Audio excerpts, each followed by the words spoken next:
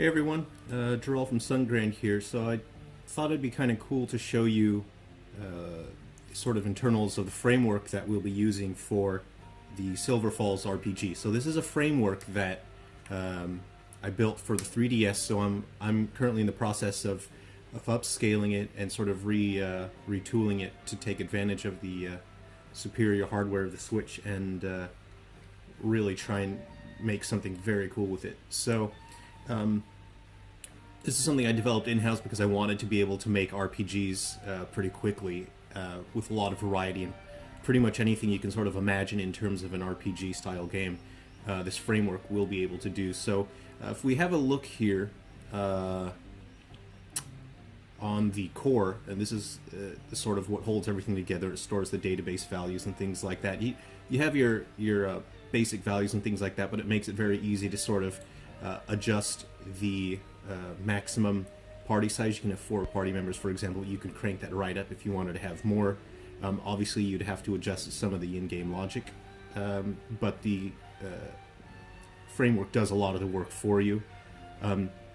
Passive party size is if you wanted to have standby members that are in the party that you could potentially switch to during battle. The total party size would be passive members that are sort of on standby, so you can recruit and have up to that many before the game sort of says, hey, you can't recruit anymore. But you can crank that value right up as well. You can have 100 party members on standby, but if it was a game like Pokemon with the box system, I don't know how many boxes. I've never counted in Pokemon, but I know it's quite a bit. Whereas for smaller RPGs where the party is tightly controlled, obviously you want to have that to be a very specific value. Maximum enemy group size, your stack size, all that sort of stuff. The framework handles summons and pets differently. Summons are designed so you can call them into battle. They can take up a party slot if you want. And pets are treated as party members, but they're implemented in a different way so that you can't do things that normal human party members can. But with Silver Falls, I was really wanting to have maximum party size for pets of 2, so you have your 4 human party members, and then you can have 2 different animals, and of course animals sort of spawn with random stats, traits, and abilities, so that would add a lot of replay value to the game, is to sort of go wandering around in the wilderness and try and find different animals, and every time you catch them, their stats and their abilities and their traits are somewhat different. And let's see here, this default values there. You can quickly change the UI style of the RPG for font sizes and things like that, and that's just that's nothing that's too fun or interesting. These are values that I think would be pretty interesting. For example, allow hero to learn any combat action. So by having that on or off, you can restrict whether or not they can only learn specific combat actions or whether they're allowed to learn any. So if anyone is familiar with sort of Final Fantasy Blue Magic type stuff, you can restrict it to say like, oh, you can only learn Blue Magic, or if you had that on, you could have characters learn abilities from enemies regardless of what category it is. This is for sort of two-handed weapon systems, so you can have it to be, if you want your character to be able to equip 2 shields or 2 weapons, you have a left hand and a right hand, you would have that on. And here you can grant whether or not your shield adds to your attack bonus. Say you have an offensive shield, things like that. A pet is separate from summon, and this is a value that in older games they often did this, where if you had more party members, it would actually reduce the amount of experience you got in battle. So that's, it's got a lot of options in there. And this is one, again, is the hero allowed to have no weapon, so and so and so. This sort of lets me control which equipment slots, which accessories go in there. So you have boots, gloves. Let's see, currently, so you can have a weapon, but say you wanted to have a weapon and a shield, right? And then if you turned on weapon and shield are interchangeable, that means that would allow that character to have 2 weapons in either hand, because I can put weapon and weapon or shield and shield. But we'll leave that as whatever. These are just temporary right now. So these are stat calculations, and you can control whether or not the battle system uses those stat calculations for different things. So you can make a simpler or a more complex game if you wanted. Let's see here. Checking my recorder to make sure it's still running here. Okay. We have some boring stuff there. You can name the terms of your stats, but I'll start getting onto the more interesting things now. So these store the database values and whatnot, your transform states for your characters, your pets, your summons. You can control any number of that, the different database information. Traits, I think, are really cool and really interesting. So these are not skills that you perform in battle, but they're traits that affect your character. So this is one of my favorite things about the framework that I built here, is the traits add so much to the game. So let's say one of the characters in Silver Falls, not Tira, definitely not, she's not fragile at all, but let's say we did have a character who was fragile. So let's go ahead and check what sort of trait that is. So these are things that are always passively active on your character. So let's see. It says gain dizzy when inflicted with fatigue. So fatigue is a battle condition. So that means that if an enemy inflicts them with fatigue, it'll add an extra negative effect to that, which means he'll get 2 negative effects, which is pretty crap. So fragile is not a good trait that your character would want. So let's see. This trait can modify your max health, MP, SP, or whatever, and it can affect everything, pretty much. Any stat. So let's see. So this is a percentage value. So if I wanted, if a character was fragile, I could say negative 0.2, which means their power stat will always have 20% penalty, which would be pretty lousy. So let's go ahead and remove that. Allow duplicates. I guess that means you can have multiple of the same trait, which would suck. Forced team loyalty, which would be a really good trait. So say you had a trait that was like super loyal or something. Forced team loyalty means that even if that character is confused, there's no way they will ever attack their team members. So that would be a really good value to have. Let's see, trait allow combat action usage. So this trait can actually, or traits in general, can grant new combat actions to that character. So let's say that a character normally isn't able to use a particular move in combat. Let's go ahead and have a look here. Say, for example, Chant. Chant is a combat ability. So if they had this fragile trait, they'd be able to use Chant, or maybe Cheap Shot or Charge Tackle. So you can see characters can gain new traits over time. So over the course of the storyline and the adventure, as, say, a character performs and completes missions, they can actually gain new traits, or they can lose traits. So say if a character had a negative trait like Fragile, but then they overcome a part of their story arc, you could actually remove Fragile from their list of traits, and you can replace it with something else. So that would actually could potentially give them new abilities and things like that. So let's go ahead and remove that and move forward. I wanted to cover a few more things. Combat reactions are pretty cool. This allows you to do a huge range of things in battle. So there's a typo there, but that doesn't matter. So it's activation. So let's say Fragile. So let's say I think the character name is feeling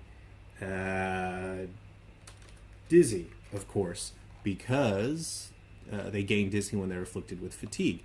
So let's say action response, target self.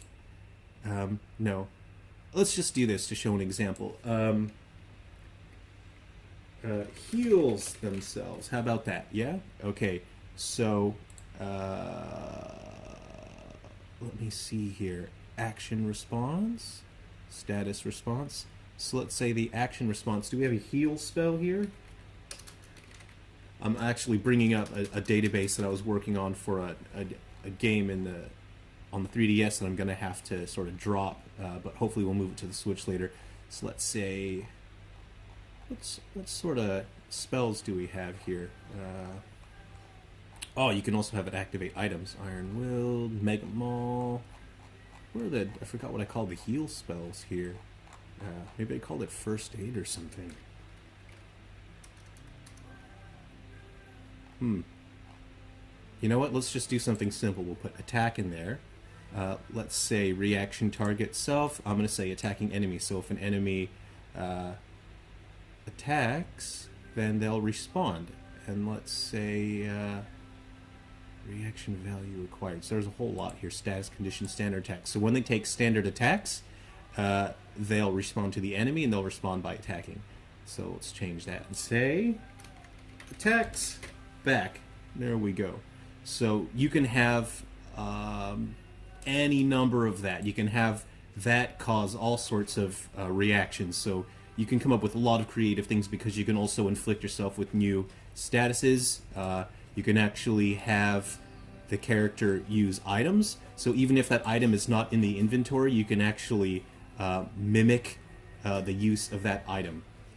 So items can have a whole lot of variety as well. So you can actually make use of not only abilities and status conditions, but also items. So let's go ahead and remove that, and then let's move on. So let's see, auto afflict status on self. So let's so this trait actually wasn't finished programming yet. So this auto inflict status on self means that at the start of battle they'll always give themselves a status. Let's say careless. All right. So let's say let's say that character doesn't give a crap, right? So at the start of battle they're always careless. Let's go ahead and let's have a look at careless anyway and see what careless says. Lose control of actions with reduced defense and reduced magic defense. So that means that they confuse themselves in the beginning of battle and their defenses are down. That's pretty awful, and you can have a look. So there's a lot of stuff here to go over, but mainly what's going on is physical defense down, magic defense down, and then condition, force, random action. That sucks. You also have some special things here like prevent escape. You can prevent those sort of things. So you can prevent magic, skill, item, pet, summon. Let's see, condition status, condition defense boost. So you can actually give yourself boosts against certain conditions. There's so much. You can do so much with this engine. Reaction to elements. So if a character is hit by a particular element, let's see, reaction element. Let's see here. So if they're hit by a certain element, you can react. You can have them react with a combat action. Let's see here, and then you can have it target the enemy or your group, and then response removes battle condition. So you can have them remove, say for example, things on the field. Like if there are character conditions and then battlefield conditions that change the battlefield, so you can have it remove battlefield conditions as well. Oh, and there's so much here. Reaction actions. So you can respond to. So these aren't traits now. This is a battle condition. So you can respond to certain actions and then perform certain actions. Let's see here. Your conditions can also affect your elemental alignment. So let's say, for example, a character is hit with oil or something, and they're I think I do have that in here. Oiled. Let's have a look at oiled. Right. So let's see, your elemental defense. It means that they have increased defense. No, they take. Oh yeah, this is from an older project, and I moved some database things around. So if I was oiled, what I would actually want to do is I would take less damage from water, and I would take more damage from fire. And that's because you're oiled. Yep. So that's one example of that there. So let's go ahead and quickly have a look at characters here. So let's have a look at Holt. There's a lot of placeholder graphics in here, but I really just want to show sort of the character control system here. So I have the game set up. You can control the maximum level, but I like to keep things at the standard character maxes out at level 99. I have a few presets in here Right now, Holt is set to a balance type class, but I don't want to mess that up. Let's go ahead and we're going to duplicate that, and then we can tool around with that a bit. So we'll go to stats, and then we can go to a stat preset. Let's say we want him to be a mage. Well, let's watch how the values change here. So replace current stats with preset, and there we go. There we go. So you can see the maximum HP really dropped. AP and SP have gone up. You can use SP for whatever you want. You can use AP for whatever you want. The framework is quite open-ended. Let's see here. You can see these stats start quite low. His power is only 5, and it maxes out at 5. Let's go ahead and change the preset to Powerhouse. Replace stats with current preset, and now you can see that the power starts quite higher and goes higher. And of course, you can change that to whatever you want. Of course, in the core, you specify your max value so you don't cause weird glitches and value overflows, but you can make that number go way up if you wanted. But it's good to have control over the max values instead of letting them go all over the place. Your equipment options, you can identify and define all sorts of weapons, and you can say like, oh, Holt is not good with the crossbow, so you can see he's got 75% proficiency with that, but with the bow, he's got 20% more power with that, so it's 120%. But let's say he was, really good with swords for some reason. Right now he's got a 120% proficiency, but if you crank that right up, that means Holt does 400 times the damage, or not 400 times, 400% of damage with sword. But that would be pretty insane, but also very cool. Let's say a character was pretty crappy with every other weapon, had bad stats, but they had one weapon type that was way up there. That's a way to make it a character with a funny bit of balance. You can also define shield types. These are not preset. These you can make as many shield subtypes as you want, and you can say, well, Holt can't use heavy shields. He doesn't like hats. He doesn't like hoods, but he likes collars or something like that. Or you can control the subtypes for what he's allowed to wear. Holt doesn't really like dresses. Harnesses are for animals, so he can't wear that, but he does like jackets. So let's go ahead and leave that there. So that's how you can control each character's ability to wear certain equipment.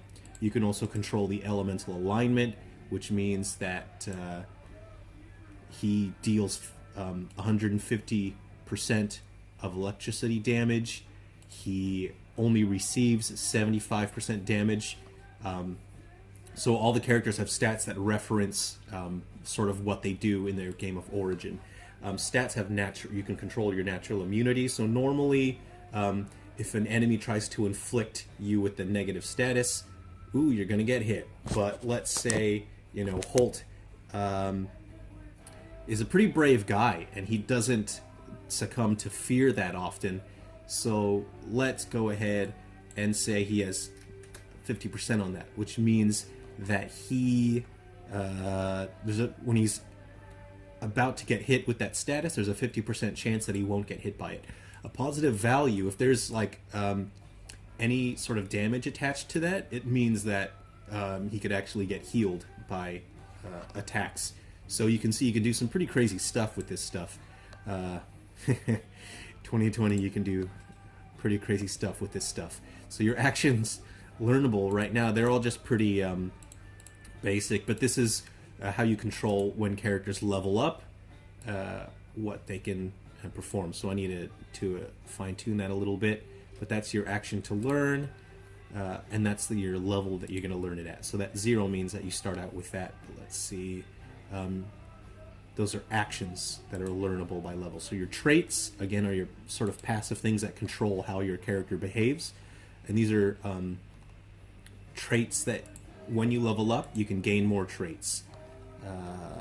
Oops, let me close that. Traits learned by level, okay. 1. So he doesn't have any traits that he can learn by level. So we'll add some.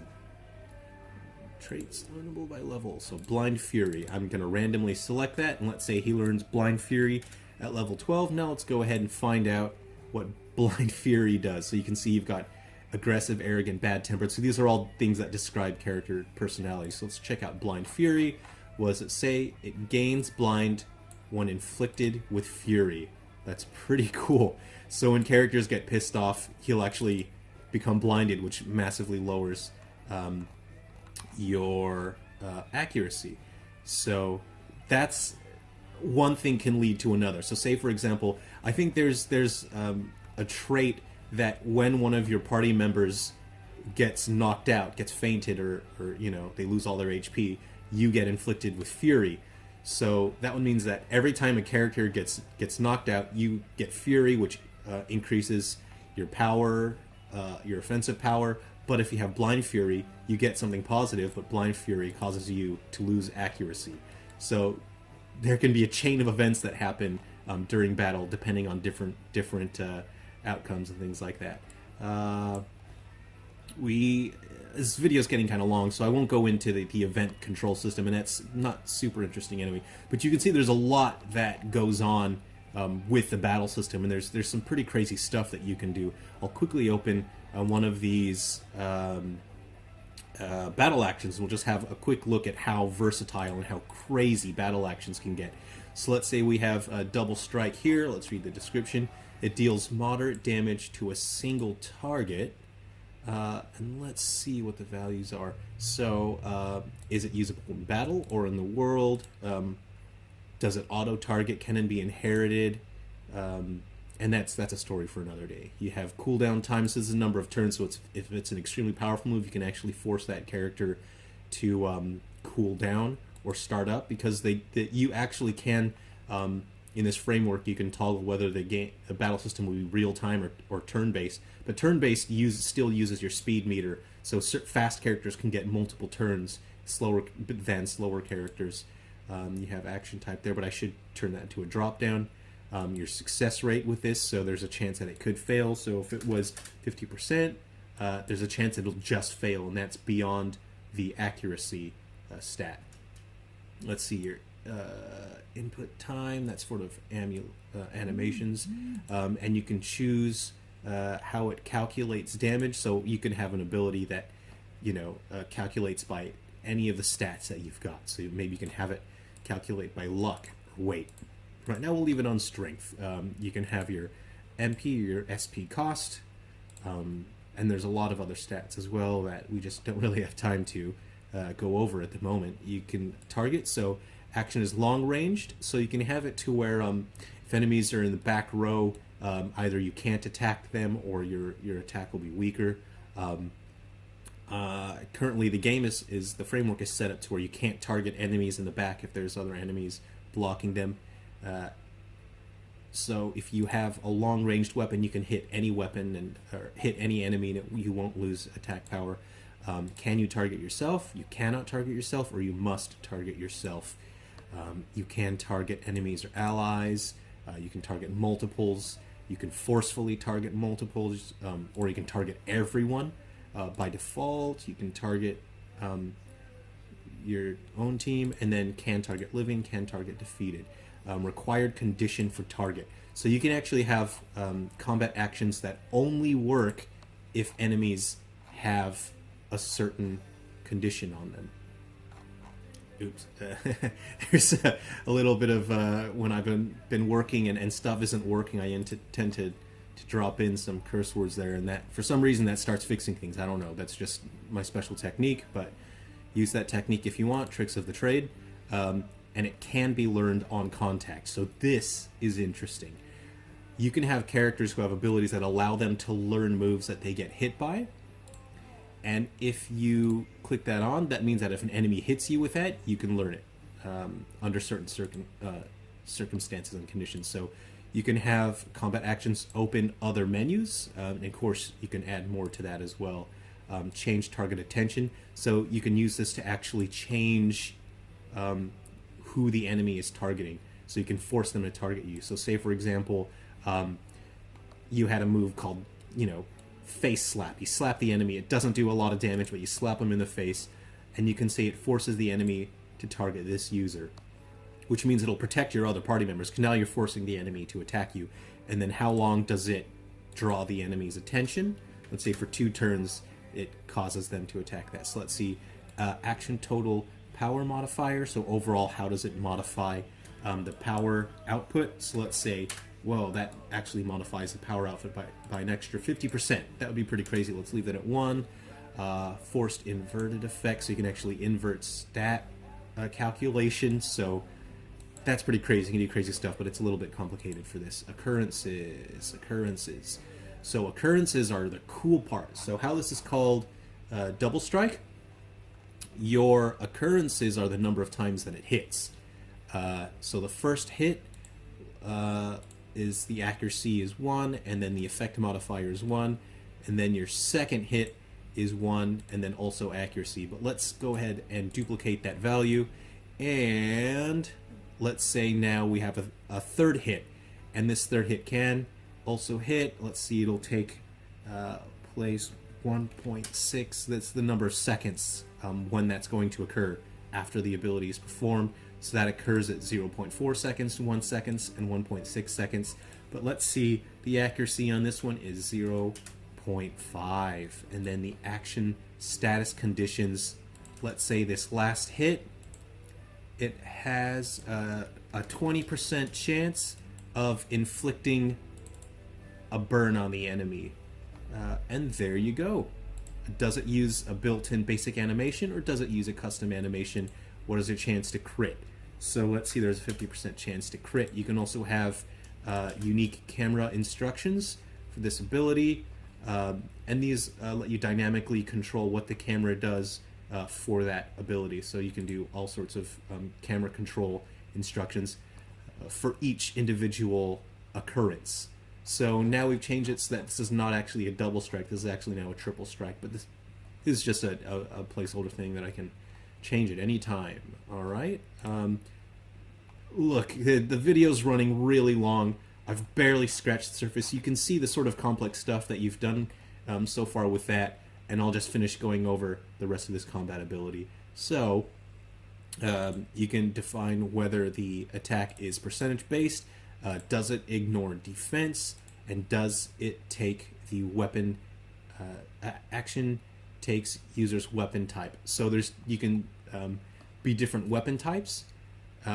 Double strike does use the weapon, so let's say it takes the weapon type, and that means it takes weaknesses and resistances into account. So enemies can be resistant or weak to certain weapon types, so we do want that.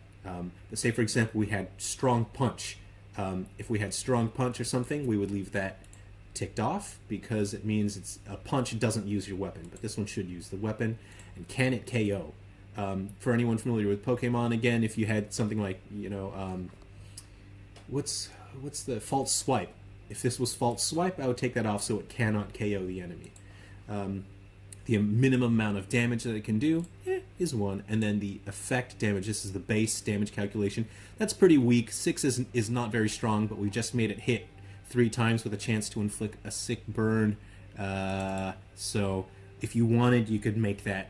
How is there a cap on that? Or woo, look at that sucker go. Alright, so that's an instant KO. We're going to dial that back down to something more reasonable.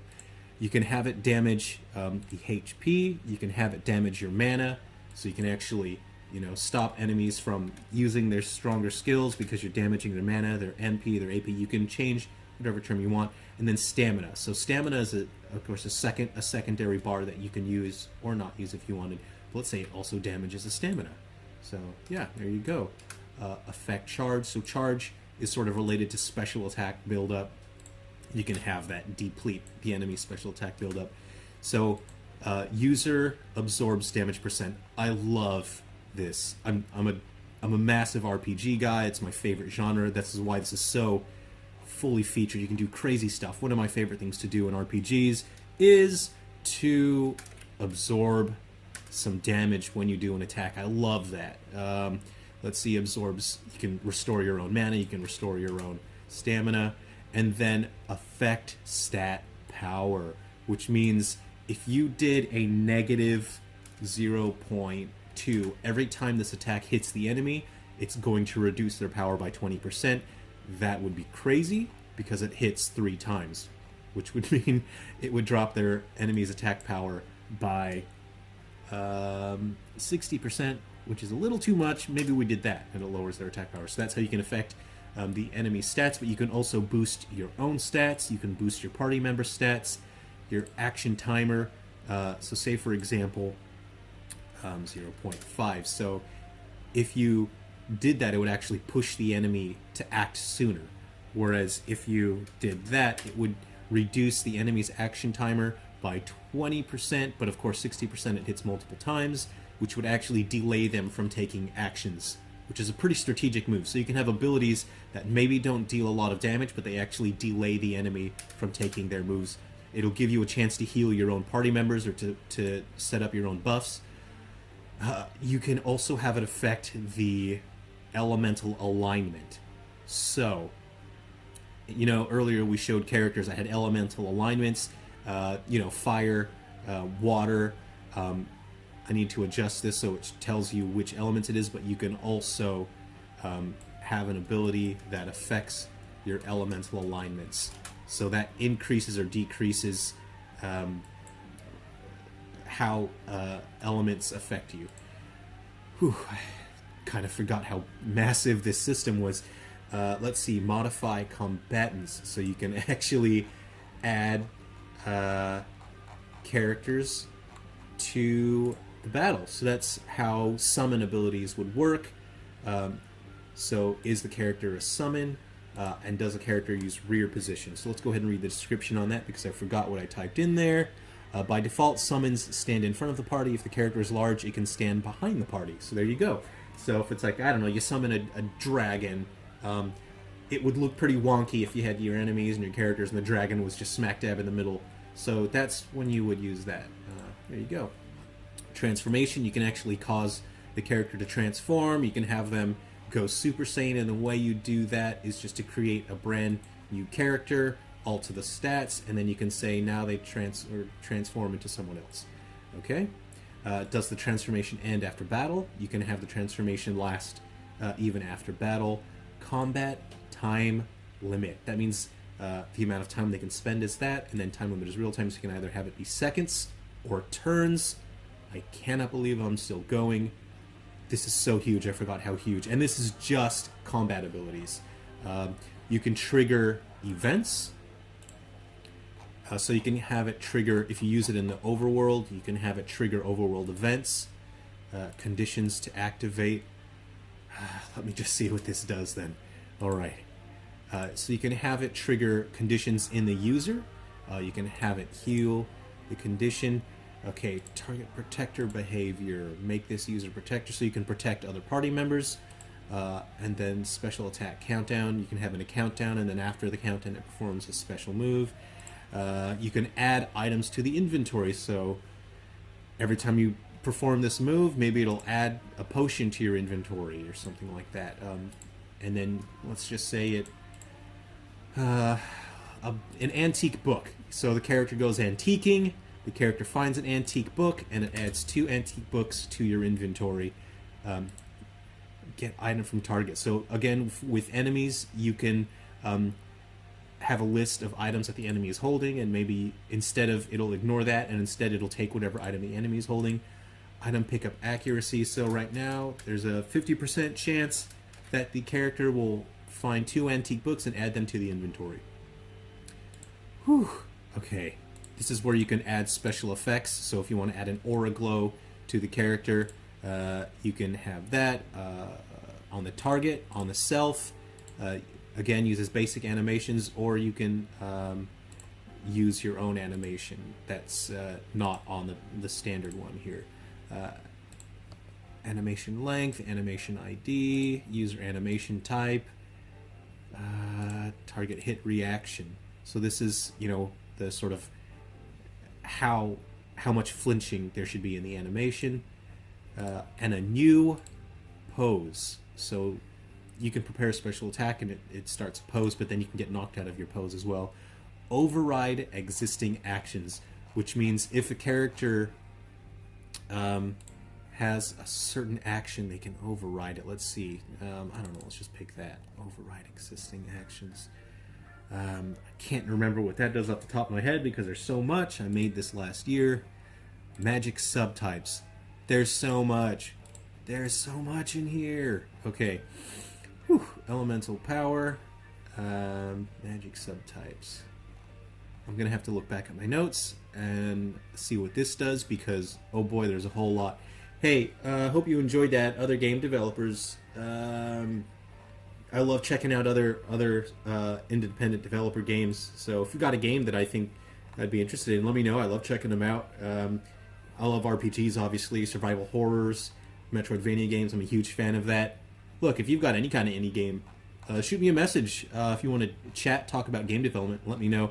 I hope this was interesting, at least to you guys. But just to let you in and see what sort of my workspace is like for my framework, and to let you know that this RPG is not sort of I just thought it up on the whim, and I thought, oh, it would be fun and cute if I made a Silver Falls RPG. I was planning the RPG before I was planning 3 Down Stars. 3 Down Stars is done. I'm still updating it. But this game, the RPG, has an insane amount of depth to it. I don't even remember everything that I programmed into the framework, which means I'm going to have to spend a couple days going back through it, reminding myself everything that I made. I was sort of in like a trance when I was making this, and I was hell-bent on making the biggest RPG framework I could, and I made a lot very quickly. I don't even remember everything that I made. But you can see it's not a small, cheap, cash-in RPG. There's a huge amount to it. And those of you who have played 3 Down Stars and you sort of enjoyed the characters, you can see that the characters there do have a huge amount of depth to them, and all the characters are unique in their own way. And so you will see between the abilities, the traits, the combat actions, and the stats, and how each character can be so personalized. You can see that the game will have a huge amount of variety to it. There's going to be dozens of playable characters. A lot of the characters that you've seen on social media with our marketing material, a lot of them will be playable. A lot of characters, of course, won't be playable because they're sort of in the background. They're support characters.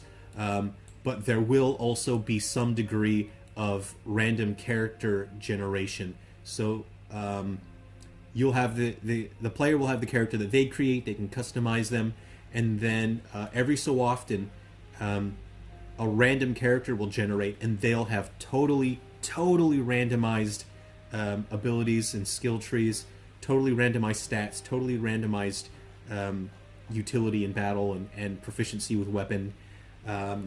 And that means that every so often you can get a new character who no one else in the world would have that character. You can recruit them and play through the game, and you can recruit a bunch of these randomly generated characters. And yes, Silver Falls does have, unique characters that I've personally designed the stats of, but the game will also create random characters. So if you've played the game a bunch of times, you've poured hundreds of hours into it, and you're kind of bored of playing with the characters that you've played again and again, the game will keep generating brand new characters, so you can always play the game again with totally fresh eyes and a fresh perspective and say, holy crap, this random character that generated has this insane combination of traits and abilities and proficiencies. And you can keep going through the game, you can play it again and again with a totally different party that no one else in the world would have. And that's because I want the game to feel fresh and exciting. And then when you sort of want to go back to your solid characters that you feel safe because you're familiar with them, you can always go back again to the Silver Falls characters. Anyway, thank you guys very much for watching it. This has been a huge video. I don't know if anyone even wants to watch a video that's this long.